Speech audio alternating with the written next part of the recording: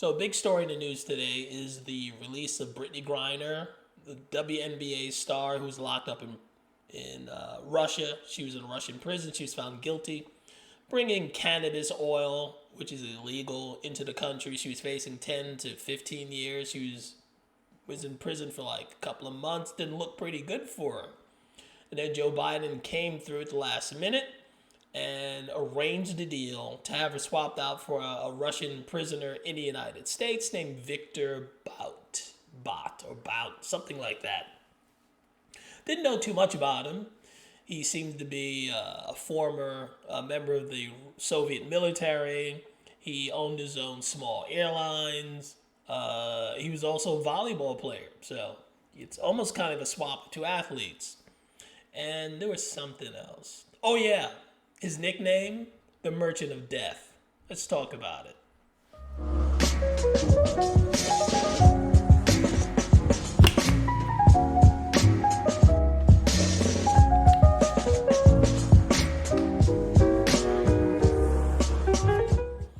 Hello, everyone. This is Keith. Welcome to the Ghetto Sapien channel, your home of inner city intelligence.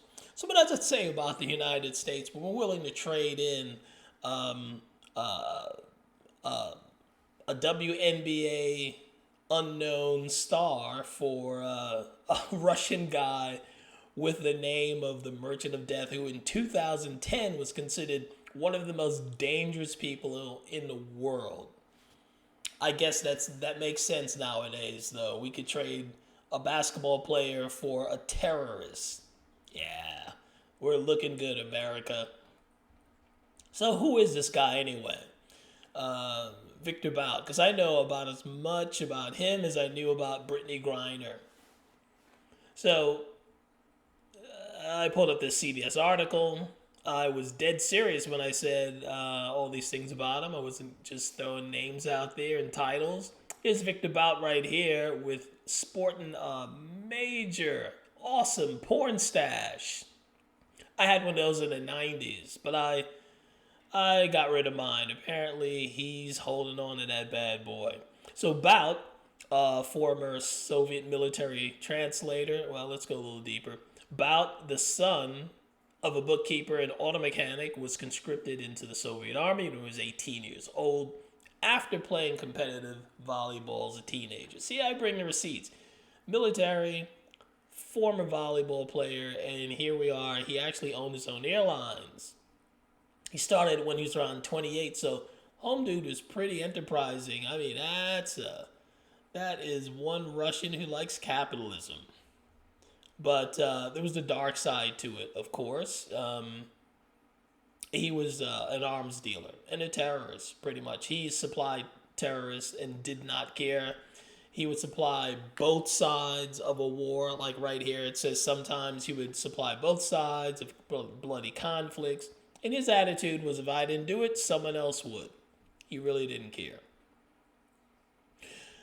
Some of his best work was done in Sierra Leone, apparently, in Angola, which is noteworthy because I remember back in the 1990s, Hollywood made a big deal, and rightfully so, about the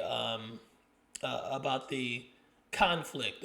They called them conflict diamonds. They were trying to get people to stop buying diamonds that came from Sierra Leone, because Sierra Leone, very poor country, but rich in diamonds. So you had different factions who would fight over the ownership of the diamond mines, and it was really bloody. You had infamously known child soldiers of Sierra Leone. You had 12-year-olds, 13-year-olds fighting these horrible battles. The people who were caught in between were butchered. There's well-known videos and photos of young girls missing hands, arms, noses, things like that. All of this was over greed, over the diamonds. So they were trying to discourage people from buying them, which again would fund the war that was going on in Sierra Leone.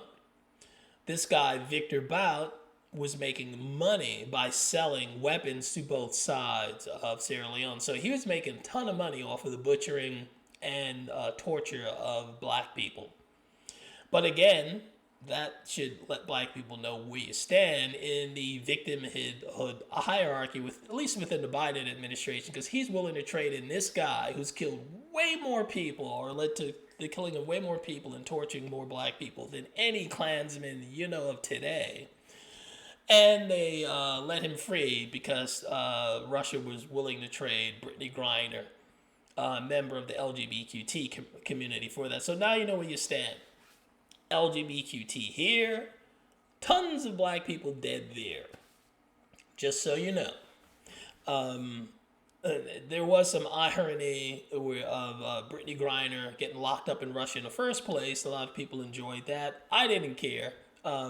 She one of her complaints and her claim to fame was, and how she got became not famous, but at least noticed, was she had a lot of complaints about the national anthem being played at her NBA game, her WNBA games. She complained about the United States being racist, of course, and intolerant of her being a LGBTQ person. So what do? You fly to Russia, you bring some cannabis oil, and you get arrested in a country that is definitely intolerant and racist. So people enjoy the irony of that.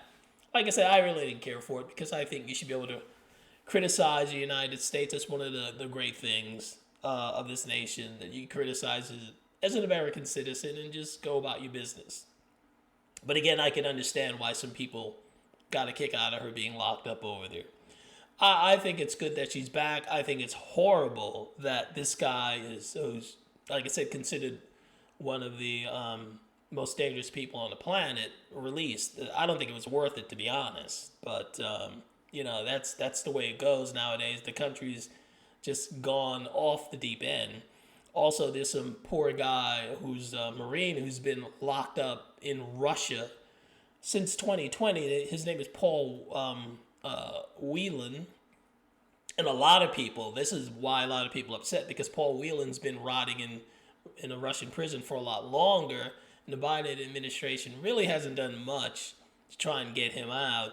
But it's not as if the Biden administration has a really good record for not leaving military Marines behind, because, hey, there's Afghanistan. So at least Paul Whelan lives to fight another day. Those 13 military people that Biden left behind to die in Afghanistan, not so much. There's not much they can say.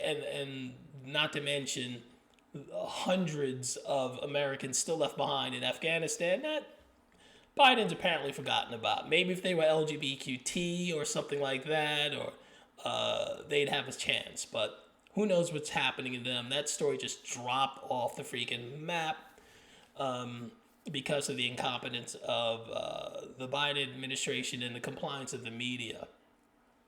I wonder if part of the reason why Brittney Griner was rushed to get out, maybe it's because they wanted to get a photo op with his significant other as Biden signs the Respect for Marriage Act, which is it's something that's supposed to officially recognize and protect same-sex marriages, and that's something that Brittney Griner is involved in, a same-sex marriage. So this may just be all politics. Again, black people squashed all the way to the bottom.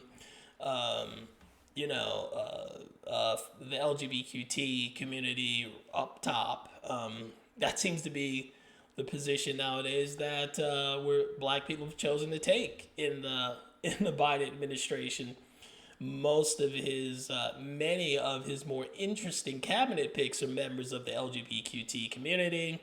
Not many black males have been risen up among the ranks of the Biden administration. Anyway, let's do a quick comparison before I wrap this thing up. Let's see how Trump did with prison. What's his record for prison swaps, and see how it's done, son. Okay, so here are 17 prisoners Trump has freed since he took office. And how long was he in office when this came out? Just a couple of months, apparently. This was in May 27, This is May 27, 2018. Trump couldn't have been in office more than about 5-6 months, and 17 prisoners were released already. And it says, the article says, unlike his unlike his predecessor, this being Obama, the president has managed to bring those prisoners home without freeing terrorists or paying millions of dollars in suspected ransom payments. Somebody get Joe Biden a copy of The Art of the Deal, because he's doing this all wrong. Just a horrible job as president, and this is just indicative. This swap for this terrorist and murderer for a WNBA player is just indicative of where Biden is taking this country. But that's my comment. What's yours? Like, share, comment, and subscribe.